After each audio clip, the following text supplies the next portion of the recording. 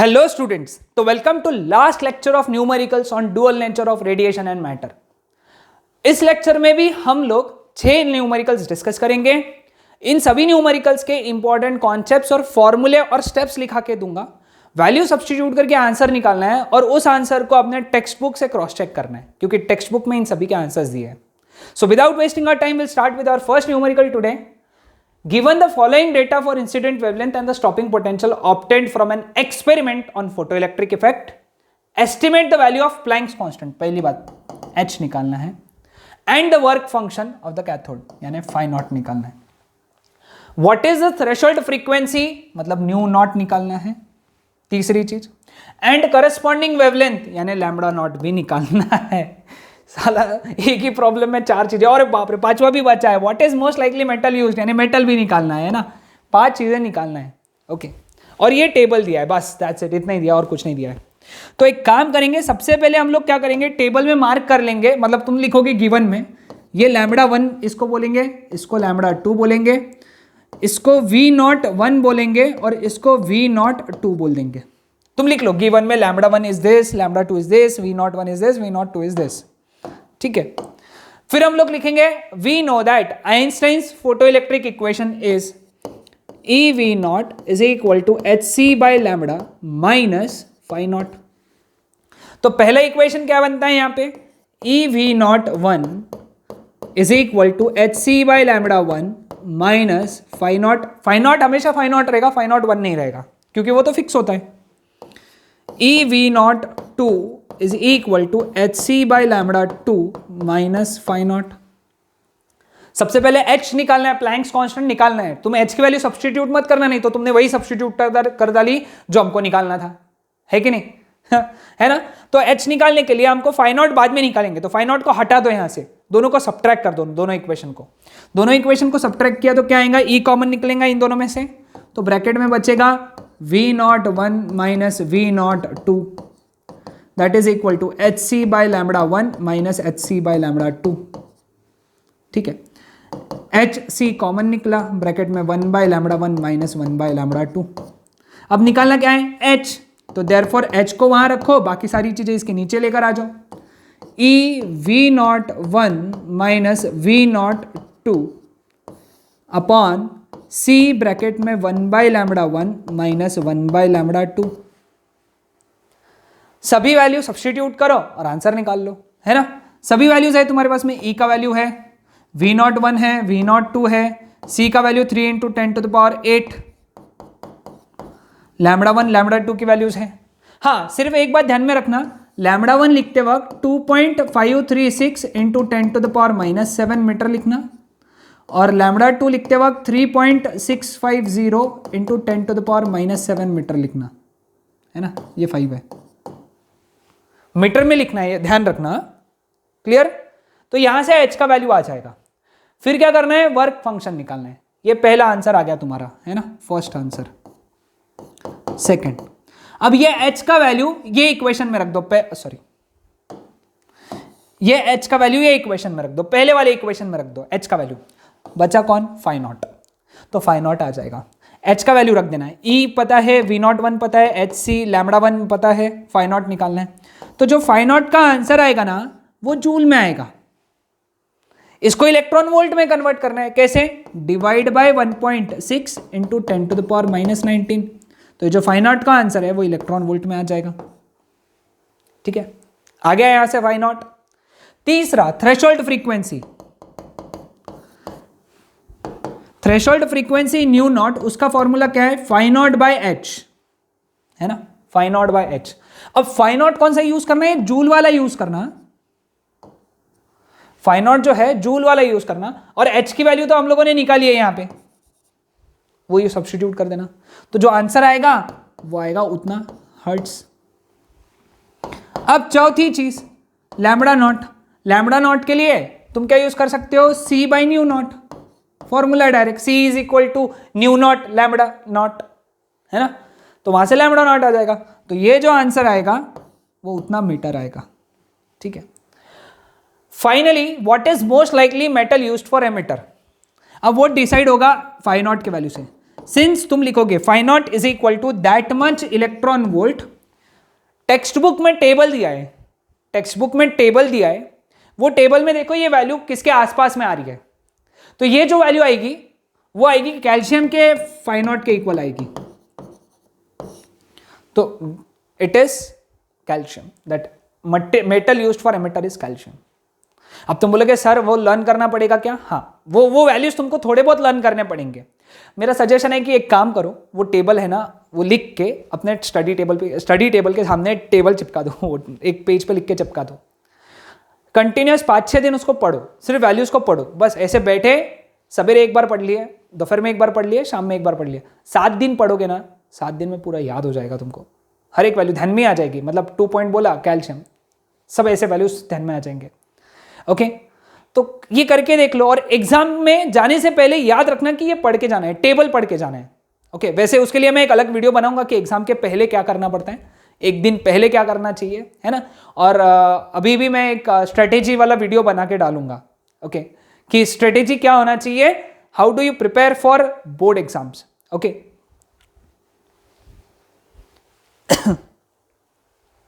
now calculate the wavelength associated with an electron, its momentum and its speed when accelerated through potential 54 volt and moving through kinetic energy 150 electron volt। अब देखो यहां पे तुमको निकालना है wavelength, momentum और speed किसकी, एक इलेक्ट्रॉन की निकालना है सब, है ना। उसको 54 वोल्ट से तुमने पहली बार एक्सेलरेट किया, देखो फर्स्ट पार्ट में एक्सेलरेटिंग पोटेंशियल दिया है 54 वोल्ट, ठीक है। तो सबसे पहले वेवलेंथ निकाल लेंगे, वेवलेंथ का वैल्यू कितना है 1.228 upon square root V nanometre, ठीक है। तो यहां से वेवलेंथ आ जाएगी that much nanometre. Okay, clear. फिर उसको क्या करना, अगले स्टेप में उसको लिख के 10⁻⁻9 मीटर में ऐसा लिख देना वैल्यू। ये आ गई वेवलेंथ। मोमेंटम निकालना है, मोमेंटम कैसे निकालेंगे, lambda that is equal to h by lambda, de Broglie's का इक्वेशन है कि नहीं, डी ब्रोगलीज का इक्वेशन है। वैल्यू सब्स्टिट्यूट कर दो लैम्बडा की, ये वाली वैल्यू सब्स्टिट्यूट करो यहाँ पे और आंसर निकाल लो। यूनिट सही लिखो, kg मीटर पर सेकेंड। फिर निकालना क्या है, वेलोसिटी। वेलोसिटी क्या होता है, momentum upon mass. Mass of electron पता है हमको 9.1 इंटू 10⁻31, तो वेलोसिटी उतनी आ जाएगी दैट मच मीटर पर सेकेंड, ठीक है। क्या दिया था, पोटेंशियल, और ये सारी वैल्यूज फॉर्मूले से आ गई। अब देखो दूसरे बार में देखो क्या दिया है, एनर्जी दिया है 150 इलेक्ट्रॉन वोल्ट्स, ठीक है। अब एनर्जी क्या होती है, चार्ज इनटू पोटेंशियल। चार्ज यहां पे E है और पोटेंशियल V है, तो V कितना हो गया, E अपॉन स्मॉल e, है ना। अब E into small e by E ये आ जाएगा वोल्ट, है ना, क्योंकि एनर्जी तो तुमने इलेक्ट्रॉन वोल्ट में है ना, तो उसको E से मल्टीप्लाई करना पड़ेगा, सॉरी E से डिवाइड करना पड़ेगा, तो आ जाएगा E कट हो जाएगा, तो therefore V would be equal to 150 volts. V आ गया, या फिर डायरेक्टली E अगर दिया है ना तो ये E हटा के, स्मॉल e हटा के V लिख दो, है ना। अब V आ गया, बस ये आ गया यहां से, ये पहला फॉर्मूला, ये दूसरा फॉर्मूला, ये तीसरा फॉर्मूला, स्टेप बाय स्टेप है। पहले लैम्बडा निकाल लो, फिर मोमेंटम निकाल लो, फिर वेलोसिटी निकाल लो, सेम फॉर्मूले से, एग्जैक्ट सेम स्टेप से, है ना। आसान क्वेश्चन, हाँ, ओके। चलो फिर 15 पे चलते हैं। हाँ, ये इंपॉर्टेंट क्वेश्चन है, ये एमसीक्यू, बोर्ड्स के एमसीक्यू के लिए भी इंपॉर्टेंट है। The de Broglie wavelengths associated with electron and proton are same. de Broglie wavelength same दी हुई है, इलेक्ट्रॉन की de Broglie wavelength is equal to proton की de Broglie wavelength. What would be the ratio of their momenta? Momentum का ratios निकालना है, यानी PE upon PP ये निकालना है, और उनके काइनेटिक एनर्जी का EK ऑफ E यानी electron and EK of proton, इसका रेशियो निकालना है, ठीक है। अब देखो पहले बार से निकालते, लैम्बडा का इक्वेशन क्या है, h बाई पी, है ना। लैम्बडा पी का इक्वेशन क्या आएगा, h by P P, h cancel, therefore PE is equal to PP, तो therefore PE upon PP that is equal to 1,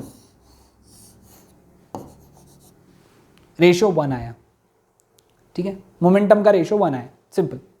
अब काइनेटिक एनर्जी का रेशियो निकालना है। अब मोमेंटम का काइनेटिक एनर्जी के साथ में रिलेशन क्या है? Momentum is equal to square root of twice M E K, momentum का फॉर्मूला है, ओके। सब्स्टिट्यूट कर देंगे यहां पे, square root of 2 mass of electron, kinetic energy of electron, upon square root of 2 mass of proton into kinetic energy of proton, that is equal to 1। यहां substitute किया अपन ने, taking square, तो 2 into mass of electron into kinetic energy of electron upon 2 into mass of proton into kinetic energy of proton, that is equal to 1। 2 और 2 cut हो गया, तो therefore kinetic energy of electron upon kinetic energy of proton जो निकालना है, that is equal to mass of proton upon mass of electron. एक और चीज यहां पे मैंने गिवन नहीं है, मतलब यहां पे मैंने दिया नहीं है, लेकिन पता है हम लोगों को, mass of proton is 1836 times mass of electron upon mass of electron, cancel.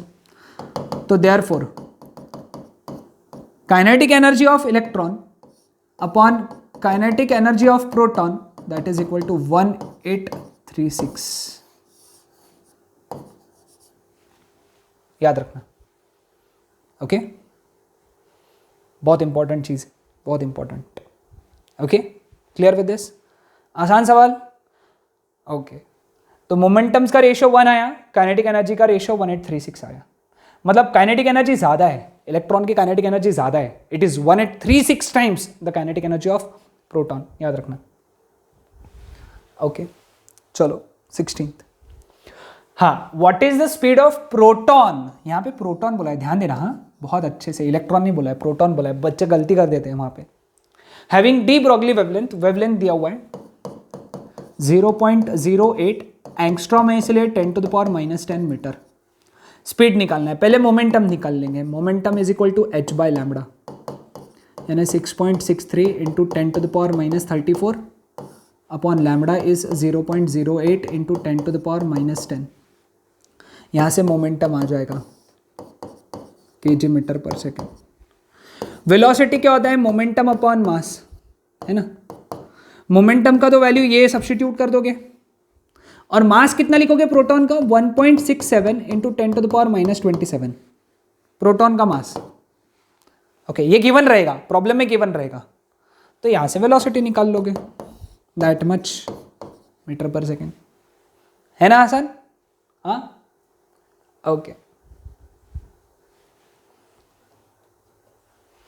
हाँ, in nuclear reactors neutrons travel with the energy, energy दिया है न्यूट्रॉन का 5 into 10⁻21 joule. Find its speed and wavelength, ठीक है।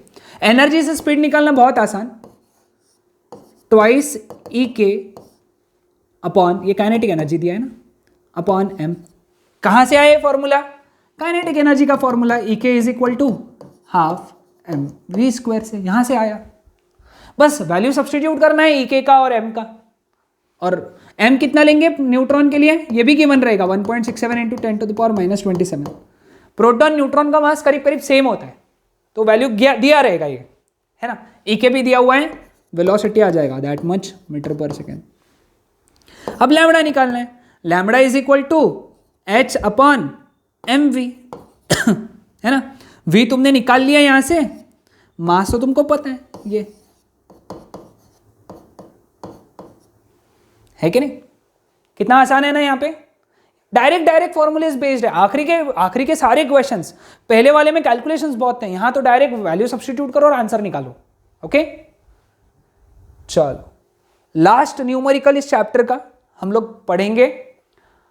ओहो, ये न्यूमेरिकल भी मेरा बहुत फेवरेट है और बहुत सिंपल न्यूमेरिकल है, एमसीक्यू के लिए इंपॉर्टेंट है, याद रखना। Find the ratio of the de Broglie wavelength of an electron and a proton when both are moving with same speed, same energy, same momentum. State which of the two will have longer wavelength in each case. हाँ, ये solve करूंगा, important है। देखो, पहले case में हम लोग यहां पे 3 फॉर्मूलेज यूज कर सकते हैं लैम्बडा के कंपैरिजन के लिए, h by P h by mv h upon square root of twice m e। ठीक है, अब देखो पहले बार में स्पीड सेम बोला है, स्पीड सेम बोला है तो ये वाला फॉर्मूला यूज करूंगा मैं। ओके, मैं लिखूंगा lambda is equal to h upon M v. Now v is constant, तो हम लोग लिख सकते हैं lambda is inversely proportional to mass, है ना, क्योंकि h भी कांस्टेंट v भी कांस्टेंट है, v कांस्टेंट बोला है। तो therefore lambda of electron upon lambda of proton is equal to mass of proton upon mass of electron, है कि नहीं? What is mass of proton? 1836 times mass of electron upon mass of electron. Cancel. तो lambda of electron upon lambda of proton that is equal to 1836. Okay? So यहाँ पे लिखेंगे therefore electron will have longer wavelength. है ना, electron के पास में longer wavelength रहेगी। Clear with this? तो ये पहला पार्ट था। दूसरा, वहां पे एनर्जी सेम है, दूसरे वाले में एनर्जी सेम है, एनर्जी इज कांस्टेंट। ठीक है, एनर्जी इज कांस्टेंट। तो ये तीसरा वाला फॉर्मूला यूज करेंगे हम लोग। तो हम लोग क्या लिखेंगे, lambda is equal to h upon square root of twice m e। अब E कांस्टेंट है, 2 कांस्टेंट है, h कांस्टेंट है, तो हम लोग क्या लिख सकते हैं, lambda is inversely proportional to square root m। तो lambda electron upon lambda proton is equal to square root of mass of proton upon mass of electron. 1836 times mass of proton mass of electron upon mass of electron, ये cancel हुआ। तो lambda electron upon lambda proton is equal to 42.35 आता है करीब करीब, approximately. Exact value बताओ क्या, it is 42.85, 35 नहीं, 85। यहां पे भी रेशियो 1 से ज्यादा है, तो हम लोग सेम लिखेंगे, electron will have longer wavelength than proton. ठीक है, समझ में? तीसरे केस में दे हैव सेम मोमेंटम बोला है, मोमेंटम p इज कांस्टेंट, है ना। Now we know that lambda is equal to h by p. अब ये फॉर्मूला यूज करेंगे। अब p भी कांस्टेंट है, तो अगर p कांस्टेंट है, h भी कांस्टेंट है, तो हम लोग लिख सकते हैं lambda electron is equal to lambda proton. Therefore lambda electron upon lambda proton is equal to 1, है ना। तो यहां पे क्या लिखेंगे, electron and proton have same wavelength. ठीक है, समझ में आया सबको? तो ये था हमारा आज का टॉपिक। यहां पे हम लोगों ने 18 न्यूमेरिकल्स टोटल डिस्कस किए। ये सभी न्यूमेरिकल्स बहुत इंपॉर्टेंट है from the point of view of boards. Okay, so that's it.